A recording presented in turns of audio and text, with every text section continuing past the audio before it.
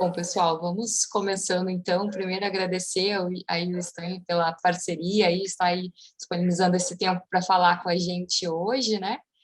Vou começar aí me apresentando, então. Eu sou a Tamires, já estou aqui na equipe da MK há 8 anos, inclusive amanhã é meu aniversário aí de MK, né? Completo 8 anos de casa, já passei aí por várias áreas, comecei no suporte, depois ajudei a estruturar a implantação e outros setores, né? E hoje atuo aí, então como líder da nossa área de sucesso do cliente e também do nosso suporte. Então, um prazer estar aí para falar desse assunto tão relevante aí para os provedores, né?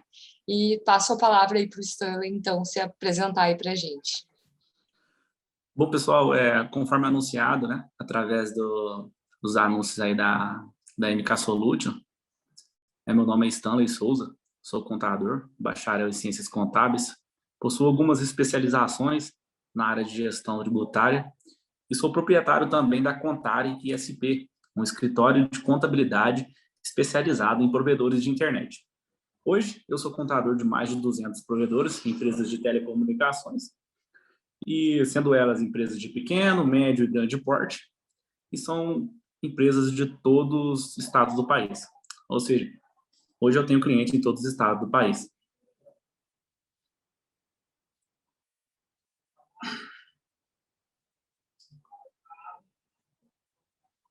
Vamos lá, então, vamos começar aí esse nosso bate-papo aí, Stanley.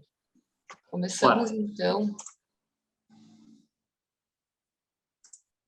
Primeira perguntinha aí que eu tenho para ti, né, Stanley, como que funciona, né? A gente sabe que quando a gente fala aí do setor de telecomunicações, a gente tem impostos específicos aí para essa área, né? Então, queria que você explicasse aí um pouquinho para nós como que funciona, né, os impostos no nosso setor aí no Brasil. Antes mesmo de falar de especificar os tributos, é importante a gente falar de como funciona o sistema tributário nesse nicho de telecomunicações. De antemão, eu adianto já a todos que é um nicho totalmente diferente dos demais. Hoje, um contador tradicional que cuida da lojinha, do posto de gasolina, né, das conveniências aí da cidade, eles utilizam uma legislação padrão, onde ele consegue aí apurar a tributação, usar os benefícios de qualquer comércio interno na cidade, dentre outros. Quando ele se depara com a realidade de uma empresa de telecomunicações, a realidade é totalmente diferente. Por quê? Já envolve. A primeira diferença é que o provedor de internet ele tem já um órgão fiscalizador enorme chamado Anatel. E tem também os normativos.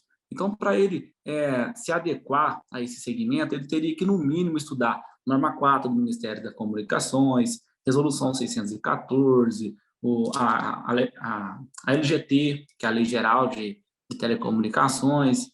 Então, isso faz muita diferença. Os tributos que um provedor de internet paga hoje são os mesmos tributos que os demais nichos de mercado também pagam. Porém, existem as formas diferenciadas. São as discussões hoje jurídicas, discussões hoje estaduais, municipais, de qual tributo pagar. Hoje, no ramo de telecomunicações, a gente paga o imposto estadual, se destaca aí o ICMS, mas também a gente paga os tributos aí federais, que são imposto de renda, contribuição social, PIS, COFINS. Mas o que se destaca mais a alta carga elevada de tributos hoje é o ICMS.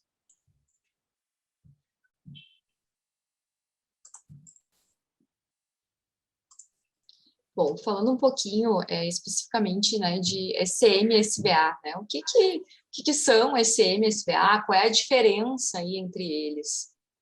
Essa é a polêmica do século, né? Quando a gente fala de SCM, de SVA. O que é o SCM, o que é o SVA, utilizando uma linguagem assim, bem compreensiva também. O SCM, ele é a comunicação, ele é de fato o serviço de telecom. E o SVA são serviços que auxiliam na prestação de serviços de telecomunicações. Podemos dizer que o SVA ele é o serviço meio, ele é a atividade meio. e o SCM é atividade fim. Mas, Stanley, cita um exemplo aí que a gente possa entender melhor. Beleza. O SCM é toda a estrutura do provedor. É a fibra que está em cima do poste, entendeu? É tudo, eu costumo dizer que tudo que está em cima do poste é SCM. E o que o cliente contrata é o SVA. Digamos que o SVA é tudo aquilo que trafega dentro é os pacotes contratados que trafegam dentro da estrutura. A estrutura é SCM. Numa pista, vamos imaginar uma rodovia. A rodovia é o SCM. O carro, os postos de gasolina, as conveniências são os SVAs. Trazendo para o lado de provimento de internet, né, o SVA é o principal, mais discutido hoje aí, no meio de telecom, no meio da justiça, hoje é o SCI, o Serviço de Conexão à Internet, os aplicativos, serviços digitais, IP fixo, conta de e-mail, tudo isso é serviço de valor adicionado que você pode agregar aí na sua oferta para o teu cliente. Legal. Você tem algum exemplo assim específico, Stanley, de SVA hoje que é utilizado? Sim. A gente tem então um representante aqui de uma empresa de serviço de valor adicionado, né? No qual ele fornece serviço de valor adicionado para todo mundo. Hoje eu vou lá, vou vender meu plano para o cliente final e eu chego lá e falo assim para você: bom, quero contratar sua internet, qual que é o valor da mensalidade? Eu tenho o plano X, o Y e o Z. O plano X é R$ 99,90, é R$ 100. Dentro desse plano tem o serviço de comunicação, tem um streaming de vídeo, um Noggin, um Paramount, temos também uma revista, uma mega revista, temos aqui também um IP fixo. Isso tudo é serviço de valor adicionado, menos o serviço de comunicação. Legal. A gente vê bastante esse movimento assim com os nossos clientes, né, de cada vez mais agregando aí serviços para utilizar. Até a minha conta mesmo da Vivo, acabou de chegar para mim aqui. Chegou minha conta aqui, eu pago R$ 150 por mês de conta da Vivo. Tá aqui, ó. Serviço de telefonia, R$ 50. Aí tá embaixo. Serviços noticiários do dia, R$ 30. Nunca nem vi, nem sei o que é isso. Noticiários do dia, R$ 30. Canal de um jogo de basquete aqui, R$ 20. E tem também aqui biblioteca online. Eu nunca acessei isso, mas eu sei que esses são serviços adicionados considerados como serviços de valores agregados ou serviços de valor adicionados. Aonde está isso na legislação? Está no artigo 61 da LGT, deixando bem claro, pessoal, que serviços de valores adicionados não são serviços de telecomunicações. Quem que diz isso? Artigo 60 e 61 da LGT, da Lei Geral de Telecomunicações. E é importante destacar que, além de existir essa previsão legislativa, os documentos fiscais são diferentes, as notas fiscais são diferentes. Certo, a gente vai falar um pouquinho sobre isso mais para frente também. Mas queria te perguntar, com relação a esse percentual, né, de divisão entre SCM e SVA, qual que é o mais indicado? Porque a gente vê sendo praticado aí uma série de variações, né? Então, não existe uma receita de bolo. Hoje, a Contar hoje faz uma captação alta de clientes e a primeira dúvida deles é: Stanley, qual que é a porcentagem que eu posso colocar para SCM? E qual é a porcentagem que eu posso colocar para SDA? Eu sempre digo: olha, não tem uma porcentagem correta. Vamos observar aí o seu plano de custo. Vamos ver o que a sua empresa gasta hoje. Ela gasta mais com SCM? Ela gasta mais com SDA? Vamos analisar a estrutura financeira da empresa para a gente dosar a porcentagem. Se a empresa não tiver nenhum número para expressar para a contabilidade, a gente começa ali nos 50, 50, 40, 60 e depois vai ajustando. Certo. Inclusive, aproveitar para frisar, dentro da nossa ferramenta do MK, na classificação das contas a pagar, das despesas, a gente tem uma ferramenta aí de centro de custos, onde o provedor pode, inclusive, classificar, né? Se aquela despesa que ele está tendo se refere a SM ou SVA. Isso faz toda a diferença. Isso faz toda a diferença na gestão da empresa. Porque se o seu software, que hoje, digamos que não é a maioria que faz a separação, não fizer a separação e a gestão do SCM e do SVA, você vai ter que fazer na mão. E o risco de erro é muito grande. Eu vou te falar bem a verdade, é difícil até acertar. Porque numa futura fiscalização, se amanhã chega um fiscal da Receita Estadual dentro da empresa e fala assim, beleza, eu estou vendo aqui que o seu provedor, ele separa os serviços. Então, eu quero que você expressa para mim qual critério você usou para fazer essa separação e demonstre em planilhas. Se você já tem tudo escriturado, se o seu software já faz toda essa variação, toda essa implantação, toda essa gestão, digamos assim, você exporta o documento, faz um ajuste e apresenta. Agora, esse não faz. Exatamente. Como você vai provar? Porque hoje tem gente chegando e falando assim, eu quero 20% de SCM e 80% de SVA. Só para mascarar o tributo e pagar menos imposto. Aí é melhor sonegar. Aí é a mesma coisa de sonegar.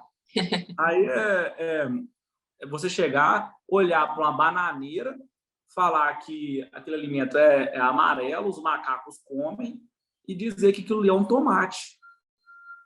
O fiscal não vai acreditar. Fala assim, olha, você está colocando aqui 80% de SVA e 20% de SCM. Sua maior despesa é com SCM. Você está fazendo isso aqui só para não pagar o tributo estadual. Vamos ajustar isso aí, meu amigo. Aí vai te tributar nos últimos 5 anos aí, vai te multar, vai te dar um problemão. Sim. Quando a gente fala do SVA, né, qual que é o modelo aí de nota mais indicada? Até você falou sobre isso antes, né? Qual que você recomendaria? Tem uma receita aí para isso? A legislação diz que a gente deve emitir um documento hábil e idôneo para qualquer faturamento. Então, se você fatura um valor, esse faturamento tem que ter uma essência. E a essência é o documento fiscal. E qual é o documento fiscal? São as notas fiscais. O serviço de valor adicionado, o nome Serviços de Valores Adicionados, é um nome genérico. Existem milhares de serviços de valores adicionados. Então, existem SVAs que a gente deve emitir a nota fiscal da prefeitura, que é a nota fiscal de serviço, e existem SVAs que não são tributados pelo tributo municipal nem estadual. Para ela, a gente deve emitir a nota de débito, um recibo numerado que acompanha a nota fiscal. Entendeu? Correto, perfeito. Hoje o MK está preparado já para emitir todos esses documentos aí, né? Tanto a nota fiscal de telecomunicação, modelo 21, 22, né? Quanto nota fiscal de serviço para a prefeitura, a nota de débito, né? Aproveitando para te fazer uma pergunta que a gente escuta bastante dos nossos clientes com relação à nota de débito, né? Alguns clientes questionam, até o cliente do provedor mesmo questiona, né? Onde que ele vai consultar se essa nota realmente existe, né? Porque, na verdade, não é um documento fiscal, né? Não tem como consultar, a gente não tem, assim, um portal para consultar esse recibo numerado, mas esse recibo, ele é válido, existe uma COSIT, né, que ela permite a emissão dos recibos, é uma decisão da Receita Federal, que a Receita Federal, ela permite a gente emitir os recibos numerados. Nesse recibo tem que ter o número do recibo, os dados de quem contratou o seu serviço, e sempre, nas observações complementares do recibo, é interessante você justificar o motivo da emissão daquela nota de débito, daquele recibo. Eu, normalmente, para os meus clientes, já coloco lá que o recibo foi emitido por falta de previsão na Lei Complementar 116, que é a lei que rege a tributação do ISS, que dentro daquele recibo eu estou prestando um serviço que não é tributado pelo município, não é tributado pelo Estado. Então, eu deixo muito bem claro ali, citando legislação, uma breve explicação, para que amanhã, caso haja uma fiscalização, caso alguém queira auditar aquele documento, está ali muito bem explicado, muito bem preenchido, tendo seu valor fiscal, conforme a Receita Federal nos orienta, e não basta somente emitir a nota de débito. A contabilidade, ela tem que escriturar tudo isso para fazer seus balancetes, para fazer seus livros, entendeu? Entendi. Pessoal, se alguém tiver alguma dúvida, aí fiquem bem à vontade, tá? Vamos aproveitar aí todo o conhecimento aí do Stanley para tirar as nossas dúvidas, né? Um erro bem comum que a gente tem hoje aqui, quando a gente faz a captação do cliente, o cliente é recepcionado aqui na Contário, é sempre a nota fiscal. Esse é o erro mais comum. A gente pede um modelo de nota fiscal, muitas vezes o cliente já está emitindo a nota fiscal correta.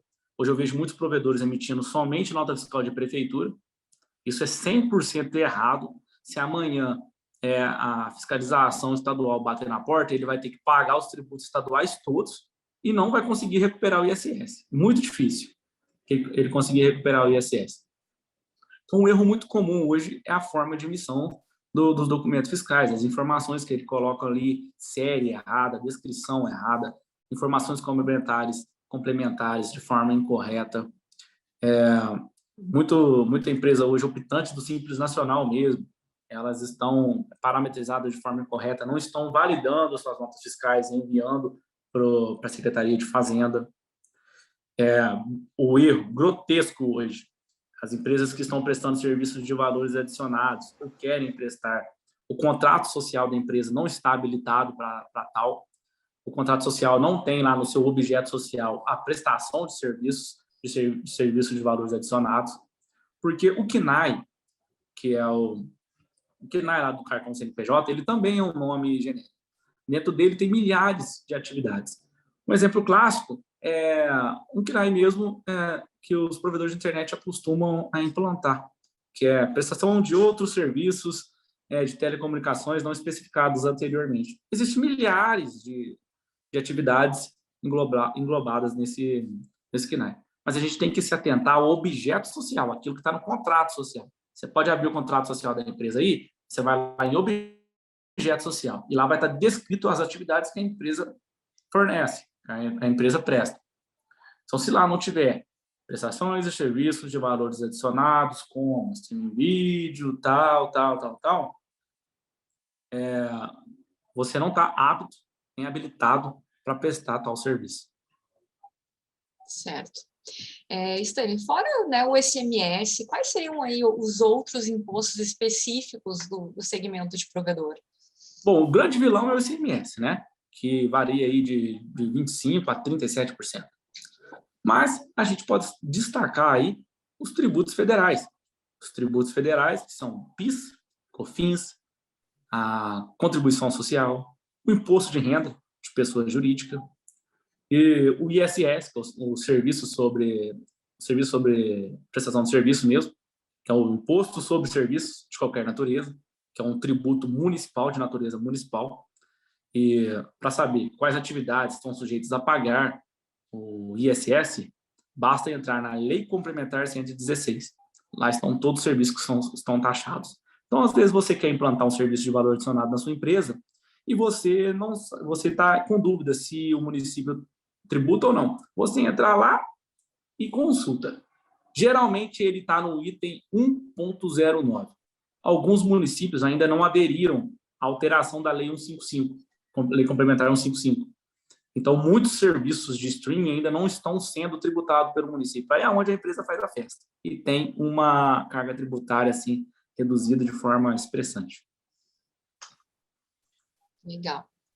E quando a gente fala aí de economizar, né? É possível realmente economizar em impostos? De quanto a gente está falando? Bom, vamos tratar da alíquota mínima de uma empresa optante pelo Simples Nacional. Hoje, uma empresa optante pelo Simples Nacional, inicialmente, ele é tributado em 5,35% no tributo sobre telecomunicações. Se ele implanta um serviço de valor adicionado, que usufrui dos benefícios para a redução da carga tributária, ele vai passar a pagar 4%. A gente está falando de 1,5% base de economia inicial. Só que, com o decorrer do tempo, o provedor de internet vai faturando e declarando um valor maior, essa faixa de tributação, esse percentual, ele sobe. Então, digamos assim que o provedor de internet ele conseguiria cortar o seu valor de ICMS no meio. Para você que não faz a separação de SCM, você pega o seu extrato do Simples Nacional, vê lá o valor de ICMS que você está pagando e o valor que você iria conseguir economizar seria metade daquilo. Em termos de percentuais, de 3% a 7% do faturamento total. Até mais que isso, dependendo. Aí você tem que ver eu passo a analisar, quando eu falo de porcentagem, eu miro o faturamento bruto, o faturamento declarado da empresa.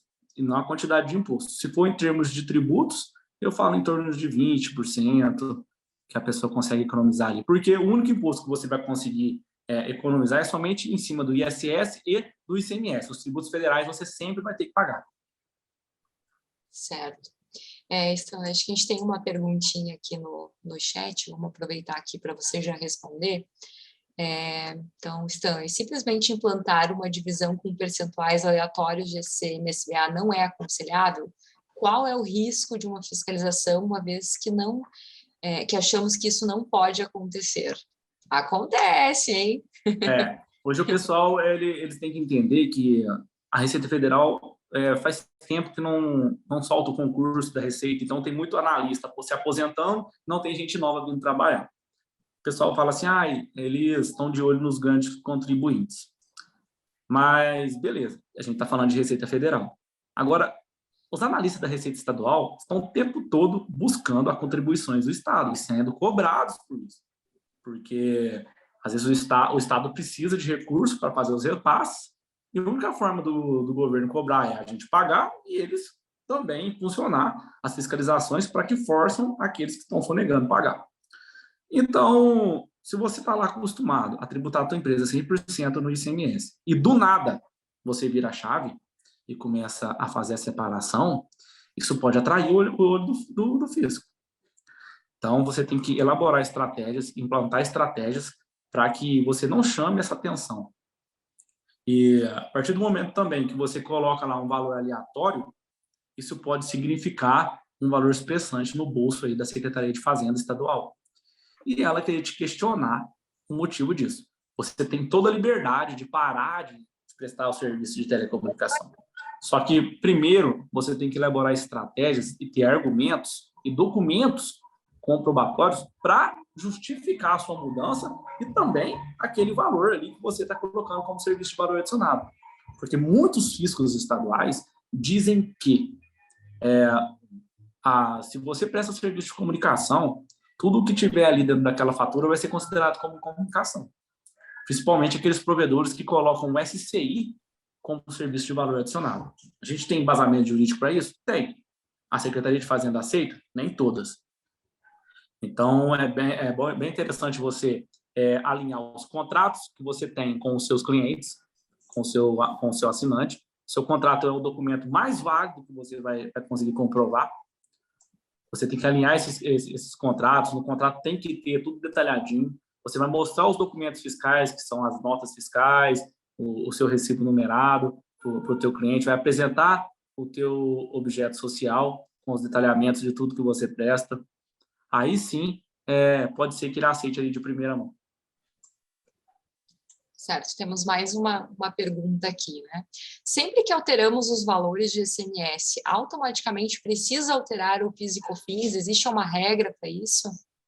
Não. Um exemplo, se você fatura 100 mil por mês, aí você vai lá e coloca 50% SCM, 50% SVA. Só vai alterar o valor do ICMS.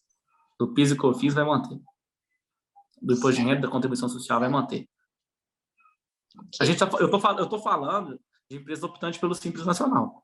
Empresas optantes pelo lucro real, lucro presumido, vai muito do seu faturamento, das despesas declaradas, dos créditos de PIS e COFINS, dos créditos de ICMS. Certo. Stanley, fala um pouquinho para nós, então, sobre a importância, né, do planejamento tributário para o provedor hoje. O planejamento tributário ele deve ser efetuado antes mesmo da empresa nascer. Hoje, o que mais acontece? O pessoal cria a empresa, abre o CNPJ e depois tem que pagar mais uma vez para a gente chegar e alinhar o seu quadro social, o seu objeto social, o nome da empresa. Eu já tive problemas aqui com a razão social do provedor de internet. Um fiscal da Receita Estadual chegou e disse assim, beleza, você está falando aí que você presta serviços de valores adicionados e serviços de telecomunicação. Mas por que o nome do seu provedor é, um exemplo, Stanley Telecomunicação? Se o nome do seu provedor é Stanley Telecomunicações, subentende que a sua atividade preponderante é telecom. Então, tudo que você agregar sobre ele vai ser tributado como telecom, porque o nome da empresa já é telecom. entendeu? Então, tem que tomar cuidado com a razão social da empresa. E a importância do planejamento tributário é tudo isso. É previsões de pagamento de tributos, segurança jurídica, segurança patrimonial. Tudo isso envolve dentro do seu planejamento tributário. Para você não pagar mais do que deveria, para a sua empresa crescer pagando os tributos de forma correta, sem equívoco fiscal, sem equívoco tributário. Porque se você deixar para alterar lá na frente, você vai ter mais trabalho. E quando você calcular o quanto você pagou a mais de tributos para o Estado, para o governo, mano, bate um arrependimento muito grande. E muitas das vezes o planejamento tributário é barato. Eu mesmo aqui na Contare, todos os meus clientes têm um planejamento tributário mensal, constante, já incluso na mensalidade. Legal. Temos mais uma perguntinha aqui. Sem contar o ponto principal do planejamento tributário é o auxílio na tomada de decisões, né? Para você fazer a sua formatação de preços, para você saber por quanto você vai vender a sua internet, se você vai estar ganhando, se você vai estar perdendo, qual critério usar no momento da precificação. A gente sabe que os provedores de internet hoje colocam o valor baseado no seu concorrente. Mas se você tem um planejamento tributário eficiente, às vezes você consegue colocar um valor até menor e vai estar ganhando, porque você vai saber qual é a sua margem de lucro naquilo ali. O pessoal hoje faz muito comodato de equipamentos. Não sei se você anotou aí para a gente falar sobre isso. Não está na pauta aqui, mas podemos falar. Então, o planejamento tributário hoje para um provedor de internet, a primeira coisa que eu pergunto para o proprietário do provedor é: você faz comodatos de equipamento? O pessoal fala assim: fazemos. Eu falei assim: vocês fazem de roteadores? Fala: sim, fazemos. Fala assim: então, meu amigo, você já está perdendo dinheiro por falta de planejamento tributário. Hoje, o comodato, o pessoal precisa emitir uma nota de equipamento em comodato, né, que é um empréstimo gratuito. O significado de comodato é empréstimo gratuito. E quando você oferta esse comodato como empréstimo, a empresa não ganha nada com isso. Nada. Se você pegar o seu roteador e mudar o nome, colocar como locação de equipamentos, você já tem uma redução da carga tributária significativa para dentro da sua empresa. Para o seu cliente não vai mudar nada. Seu cliente que já paga R$100 por mês vai continuar pagando os mesmos 100. Só vai mudar o nome de locação de comodato para locação. Isso estou falando de roteadores, certo? O ANU não pode ser locado, por ser um equipamento essencial na prestação de serviço. Stanley, e essa nota de locação de equipamento, que modelo de nota seria essa? Vai ser uma nota de produto também? Uma nota fiscal de débito, uma nota de débito, um recibo, uma nota fatura. Isso. Vai ser um recibo numerado que vai estar lá. O pessoal hoje fala muito em colocation, né? Colocation de Wi-Fi, que é a alocação de roteadores. E documento fiscal que vai representar ela é uma nota de débito, onde vai incidir somente tributos federais. Não vai incidir o estadual, nem vai incidir aí o municipal. Legal. E qual é a porcentagem que eu posso colocar sobre ela? Não coloque em porcentagem, já coloca um valor fixo. Se você pagou R$300 no seu roteador, coloca um valorzinho ali de R$15 por mês, você já vai conseguir reduzir sua carga tributária. R$15 dentro da sua mensalidade, não sendo tributado pelo Estado nem pelo município, em alta escala, você vai ter um valor significativo e economizado. E detalhe, você vai somar essa locação com a implantação do seu serviço de valor adicionado. E isso vai te gerar uma grande economia. Com certeza, só aí a gente já consegue gerar uma super economia, né? Sim, muitos. Hoje, quando eu faço aqui, quando chega cliente aqui, que não era meu, a gente já faz o planejamento tributário logo de cara. E a gente começa a implantar possíveis reduções tributárias, que a gente começa a usar o que o provedor tem. Depois a gente pega e dá ideia para ele em contratar o serviço de valor adicionado. Então, o que eu já começo a ver? Já começo a ver qual estado que ele está, qual município ele está, e ali eu começo a usar as brechas que a legislação nos dá, usamos isso como benefício, isso é tratado como elisão fiscal, não como evasão fiscal, entendeu? Porque para você tributar algo, você tem que ter uma lei que permite você cobrar impostos daquele determinada atividade. Isso é o princípio da legalidade. Sem lei, não pode criar imposto. E o provedor de internet sofre muito com isso, porque a nossa legislação, a nossa Constituição Federal é de 88, a nossa legislação é de 2000, 2005. Então, de lá para cá, a tecnologia evoluiu muito e a legislação está parada no tempo. Então, muitas coisas a gente tem que deduzir, tem que usar julgamentos para tomar decisão, a gente tem que usar algumas pacificações para tomar determinadas decisões. É por isso que eu sempre falo para o pessoal procurar profissionais qualificados, experientes, para que ele possa sugerir estratégias para a empresa trilhar um bom caminho e fazer algo com segurança. Porque não é simples você chega aí no Eduardo e fala assim, Eduardo, eu quero 100 Paramounts. Vou implantar os 100 Paramounts. Não, não é assim. Tem toda a documentação para ser mexida, tem todo o trâmite fiscal para ser alinhado, toda a parametrização, a gente chama aqui, né, de uma parametrização estratégica, onde para ver até onde o provedor pode chegar. Legal. Vamos ver, temos mais uma pergunta aqui.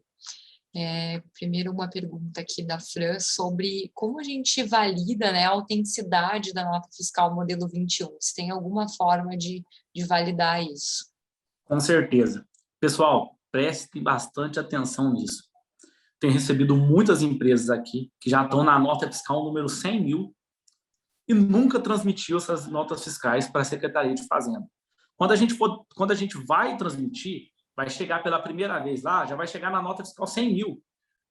O secretário de Fazenda vai falar assim, ué, mas ele começou a emitir a nota fiscal já no número 100 mil? Cadê as notas daqui para trás?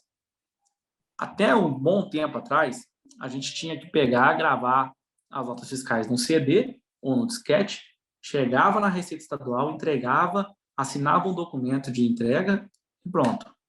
Era a única forma de validar.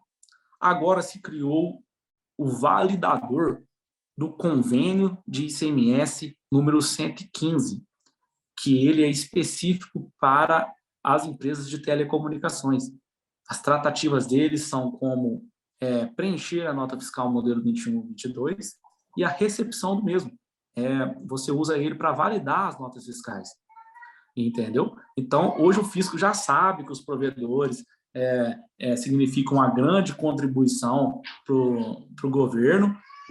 Inclusive, o serviço de internet ele já foi considerado um serviço essencial para a população, então vai ser muito fiscalizado. E a forma correta de você validar a sua nota fiscal modelo 21 não é somente pelo Sinteg, sim pelo validador número 115, do convênio de ICMS número 115. O pessoal do estado do Rio Grande do Sul já está sendo obrigado também a validar até o serviço de valor adicionado, através do convênio de ICMS número 201.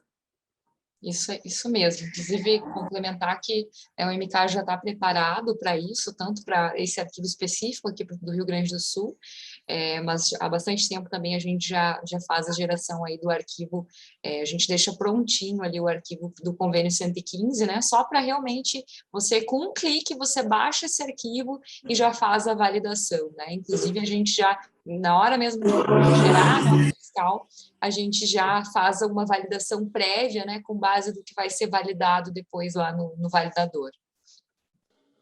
Sim, esse é um destaque muito grande aí do pessoal da MK, né? A forma de conceder o documento para o empresário, e principalmente destacando esse ponto da exportação do arquivo validador. É bem simples, fica bem destacado ali na linha de frente do software. Você faz a emissão da nota fiscal e depois logo em seguida já exporta o arquivo. Se tiver algum erro no arquivo por falta do preenchimento incorreto, ele também já nos traz aí onde foi o erro. Aí corrige, valida de novo, transmite através do TED para a Receita Estadual, assina com o seu certificado digital, que é a assinatura eletrônica da empresa, e ela te gera um recibo de entrega. Através daquilo, você consegue comprovar, e lá vai estar especificado o valor que foi declarado como um serviço de comunicação, consegue comprovar a sua obrigação acessória com o fisco estadual. Então, vamos para mais uma pergunta aqui, então. Com relação à alocação, uma pergunta aí da Andressa, com relação à alocação de roteador da composição fiscal dos planos, né? Eles já têm essa composição. Mas ainda assim emitimos a NF de comodato. Nesse caso, não precisamos emitir essa nota? O estoque daria somente uma saída? Se você está alocando o equipamento, você não precisa mais emitir a nota de comodato. Comodato é um empréstimo gratuito, você não cobra por ele. A partir do momento que você coloca o nome locação de equipamentos, você já vai passar a cobrar por ele. Então, já não é um comodato. Se você for colocar na balança uma nota de comodato e o termo de locação, a nota de comodato é uma nota fiscal, com assinatura eletrônica e tudo mais, ela vai ter mais peso fiscal. Então, não gera a nota de comodato. Para com isso. Dentro do seu contrato com o teu cliente, o termo de adesão, você já coloca cláusulas lá, frisando os cuidados que deve ter, os deveres, cuidados e deveres do teu assinante para com a alocação de equipamentos, e esquece a nota de comodato.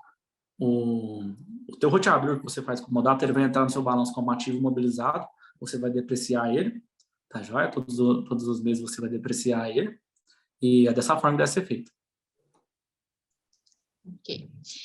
E a ONU você pode emitir a nota de comodato. A ONU você não pode locar, não. Estão pedindo para você falar um pouquinho mais, Stanley, sobre os modelos aí de nota 21 e 22. Bom, alguns estados é 21, outros são 22. Isso vai da interpretação de cada receita estadual. Fiz um questionamento recentemente para uma secretaria de fazenda, qual seria a diferença entre elas. Eles disseram que foi por caráter de avaliação interna. Eu disse, qual que é a diferença entre telecomunicação e comunicação, né? Isso a gente é difícil achar. O pessoal disse que a comunicação é derivada da telecomunicação. Então, a gente não tem assim, exemplos muito claros. Só que se você emitir a nota 21, você está certo. Se emitir a nota 22, também está certo. Agora, a forma de preenchimento já é responsabilidade da empresa. A gente tem o convênio de ICMS número 115 para nos orientar como preencher. Só que é aquela linguagem um pouco complicada, é uma linguagem legislativa, né? Tem termos técnicos, termos jurídicos, que às vezes o contribuinte não vai saber compreender. Até porque nem é dever dele compreender, ele tem que contratar um profissional para estar fazendo toda essa parametrização. Então, o que eu vejo hoje de erro? O erro que eu vejo hoje dentro de uma nota fiscal, primeiro é a série. Hoje a gente sabe que a série fiscal da nota fiscal modelo 21 é a série 1, série 1. Segundo, vejo o pessoal das empresas do Simples Nacional destacando tributos de ICMS lá. Empresa do Simples Nacional não se destaca tributos ICMS em campos próprios. Vejo muitas das vezes também o CFOP. CFOP é um código que a gente tem da atividade que a gente presta. O pessoal vai e coloca qualquer CFOP lá. O pessoal tem que se atentar que tem que colocar o CFOP correto.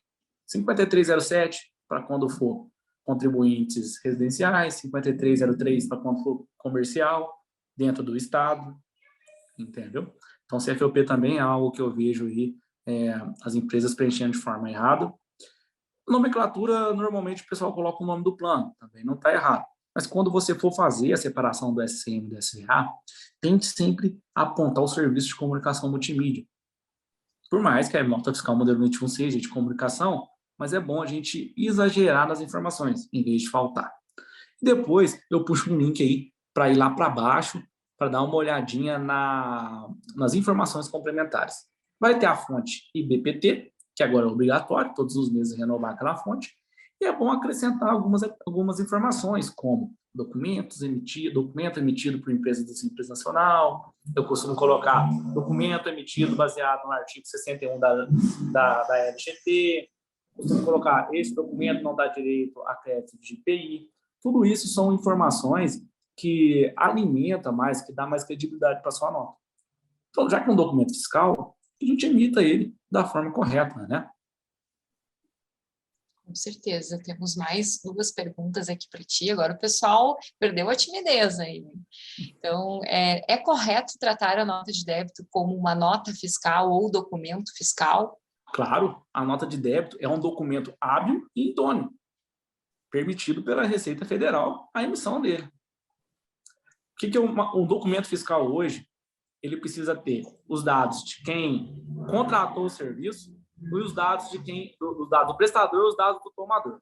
Valor e a característica do serviço. Ok, a última pergunta aí. É possível locar um equipamento com função ONU e Wi-Fi no mesmo equipamento? Acontece também, né? ONU Acontece e demais. roteador. Essa é uma pergunta assim, que eu tenho que falar o meu ponto de vista, como tem outros contadores que têm outro ponto de vista, né? Então, eu vejo o seguinte, o que eu costumo falar para o meu cliente, pessoal, cliente? Você sempre tem que ter, beleza, você pode colocar aí o ONU roteador híbrido, mas tenha, e na maioria das vezes tem aí o seu roteador e sua ONU separada. Por quê? Porque você pode dar a oportunidade para o cliente contratar os dois separados, um em comodato e o outro em locação. Agora, se ele não quiser, ele tem esse equipamento Wi-Fi híbrido em locação. Ele tem a opção de ter o comodato, de uma ONU separado, e tem também aí a oportunidade de locar um equipamento Wi-Fi híbrido com a ONU. Aí você pode fazer a locação, sim. Legal. E E até complementando isso, né, dentro do MK, você tem como fazer todo esse controle também da gestão desses equipamentos, né, controlar o comodato, gerar essa nota de comodato, assim como nossa, isso é bom venda, demais. assim, né. É bom que você faz seu controle de estoque, sabe o que você tem incomodado, o que você não tem, entendeu? Pessoal, não adianta muita coisa você ter uma gestão interna perfeita, fazer uma separação desses documentos fiscais perfeito, se você não escriturar tudo contabilmente de forma regular, tá? Hoje tudo isso tem que estar escriturado dentro da contabilidade, porque é onde você vai apresentar ao fisco em uma futura fiscalização. Mas você pode falar, então tudo você fala de fiscalização. É o único medo que a empresa deve ter. Só isso. E já que você está pagando por um serviço, que pague para fazer o serviço certinho. Não é mesmo? Eu vejo hoje muitas empresas fazer meio por um tanto. Ela não sabe nem o que ela tem mais de comodato, nem o que ela tem mais de locação, não sabe a receita, se a receita proveniente, a receita maior dela é proveniente de SBA, se é de locação, se é de SCM, né? É isso mesmo, esse controle é super importante, né?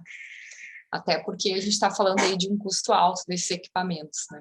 Sim, porque se você pegar seu equipamento e dar para o cliente, esse equipamento vai entrar como despesa na prestação do serviço, não é vantagem para a empresa. A empresa tem que pegar e mobilizar tudo isso para ela ter um valor, porque se amanhã chega alguém e fala, oh, quer vender sua empresa para mim, como que você vai provar para ela a quantidade de ativo que você tem? Como que você vai provar para ela o valor da sua estrutura? Né? Provar para ela o valor da carta de cliente é fácil.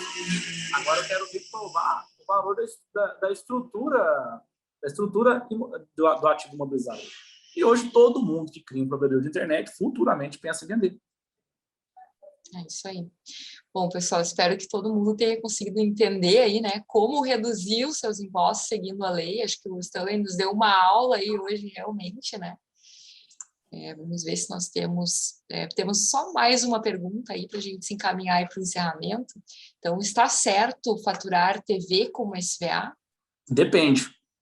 Depende da TV. Se for uma SEAC da vida, não é SVA, né?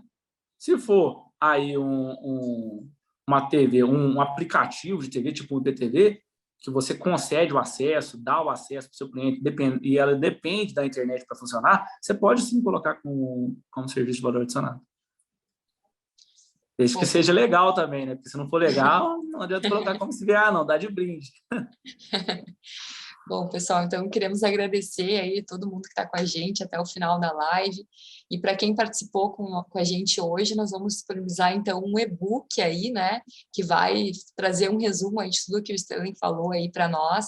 Agradecer mais uma vez aí a parceria, eu espero que possa ter contribuído aí para os nossos clientes. Para mim aqui foi uma aula, assim, aprendi várias coisas aí contigo. Obrigado. Pessoal, muito obrigado pela participação de todos. A gente sabe que quinta-feira é brava, né? 7 horas da noite, hora que o pessoal está chegando cansado. É isso que torna vocês diferentes dos demais, com sede de crescer. E informação é caro. E hoje eu estou aqui com a permissão do pessoal da MK, né? Juntamente com o pessoal da MK, com essa parceria boa que a gente fez, para fornecer esse conhecimento para vocês. Valorize o software que você tem, a empresa que está trabalhando com vocês, que é algo diferenciado que eu nunca vi ninguém fazer. Conhecimento voltado para telecom, vocês não acham nem em Google. Você pode procurar tudo que vocês quiserem na internet, você não vai achar conhecimento relevante para tal. Se precisar, eu estou à disposição de todos. Vou deixar meu contato aí com o pessoal da MK para ficar à disposição. Qualquer dúvida pode me mandar. Se quiser saber a respeito, conhecer mais a Contare, eu também estou à disposição, tá? Mas se é cliente aí do pessoal da MK, é amigo nosso, e pode contar aí com toda a orientação da parte da Contare. Stanley, inclusive, se você quiser deixar aí seu Instagram para o pessoal, aproveita aí a oportunidade. E peço também que, se quiserem deixar alguma sugestão de como a gente pode ajudar mais, né? Aproveita aí, escaneia o QR Code e responde aí a nossa pesquisa, que todas as ideias aí vão ser muito bem-vindas. Show de bola. Meu Instagram é @ContareSoluções. O meu site é www.contareisp.com.br. Lá dentro do meu site eu disponibilizo um link para vocês assistirem um curso 100% online, 100% gratuito, tá? Para provedores de pequeno porte aí, onde a gente fala das rotinas tributárias e fiscal para provedores de internet. Tem lá um plano de contas para você entender o que é SDA, o que é SM, o que é SDA e SM junto, a porcentagem de cada um deles, alguns modelos de contratos para aqueles provedores que ainda não têm condição de contratar um jurídico e tudo mais, tá bom? E lá também tem aí meus contatos, meu telefone, meu WhatsApp, meu e-mail. Isso aí, então, pessoal, obrigada por todo mundo que participou. Se ficou alguma dúvida, né, podem nos contatar. Nossa equipe aí da MK também vai estar à disposição para ajudar vocês. Só uma observação, queria deixar aqui algumas fontes, né, para tudo que eu falei aqui, pessoal, tem fonte jurídica, norma 4 do Ministério da Comunicação, artigo 60 e 61 da LGT, tá joia? Súmula 334 do STJ, e se vocês precisarem de outros embasamentos jurídicos, é só entrar em contato. Isso aí. Obrigada, Stanley. E aproveitem aí também, quem ainda não está seguindo, aproveita aí para seguir as redes sociais da MK, a gente está sempre divulgando conteúdo novo lá também. Então, obrigada aí, pessoal, e logo mais vocês já vão receber aí o e-book. Um abraço aí, obrigado, Eduardo, nosso parceiro aí de serviço de valor adicionado. Obrigado, viu, Tamires? Você é 10. O pessoal da MK aí nunca deixa a desejar mesmo. Obrigada, Stanley. Até Um abraço, mais. pessoal. Boa noite.